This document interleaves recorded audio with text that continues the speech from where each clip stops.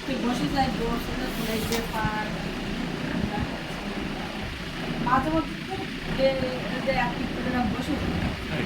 হ্যাঁ এই পা সব এখন খোলা নেই তো? এখন হালকা খোলা আছে, খোলা আছে কিন্তু না বসে গেছে। হ্যাঁ এই পাটা সবসময় খোলা থাকে। হ্যাঁ ভীষণ খোলা থাকে। গোছগুলো বেশি খোলাই। হ্যাঁ গোছ পাতা উপরে উপরে এরকম চাপ দিয়ে একটু করে বসে যায়। অ্যালার্জি আছে আপনার? অ্যালার্জি তো বুঝতে পারি চোখ চুলকায়? মাঝে মধ্যে অনেকদিন পর চোখ লাল হয়? মাঝে মধ্যে হয়, হয় না? সবসময় হয় না। দেখা যাচ্ছে গোসলের পর দেয় চোখ লাল এরকম।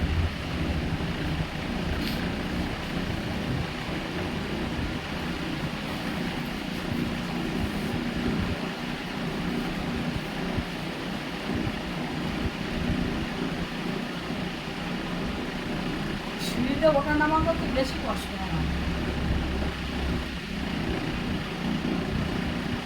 এই পা দিয়ে মানে সিঁড়িতে পা দিয়ে আর ডান পা টেনে তুলি এরকম মানে এক ট্যাঙ্কা থাকবে।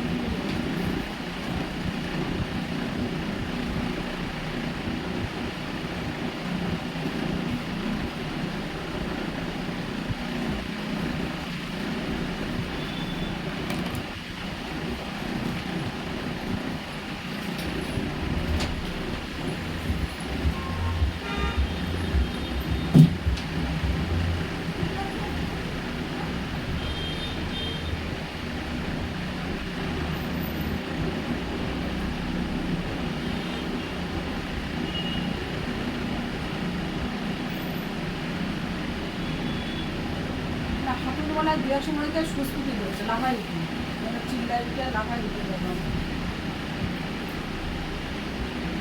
আচ্ছা, ওষুধটা খেয়ে সুগারের রিপোর্টটা ওষুধটা খেয়ে করেছেন না না খেয়ে? ওষুধটা খেয়ে করেছেন? এই যে রিপোর্টটা করা আছে, হ্যাঁ ওষুধটা খেয়ে খাবার তখন একটু বেশি ছিল মনে হয়। ওষুধটা খেতে খেতে রিপোর্টটা করা না না খেয়ে রিপোর্টটা করা?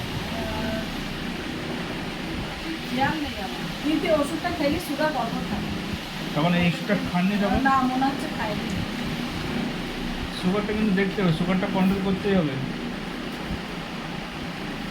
আচ্ছা, কোলেস্ট্রল কোনো ওষুধ খান? কেন খান না কেন?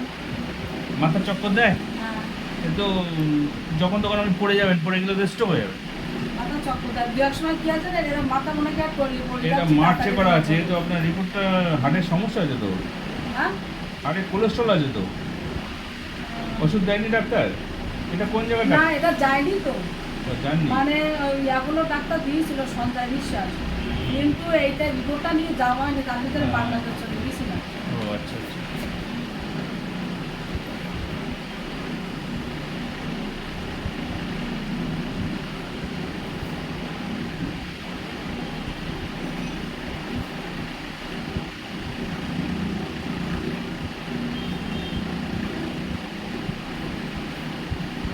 ওষুধটা খাচ্ছেন তো, সুগার ওষুধটা এখন?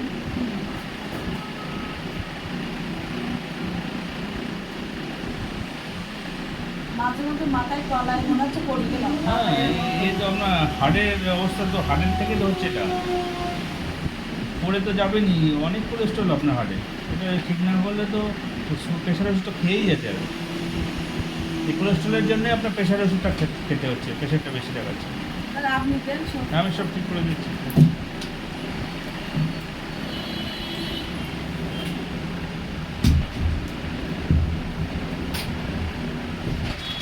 প্রেশার কমে না, প্রেশার সবসময় বেশি থাকে। প্রেশারের ওষুধ আপনার আর খাওয়াই লাগবে না আগামী দিনে।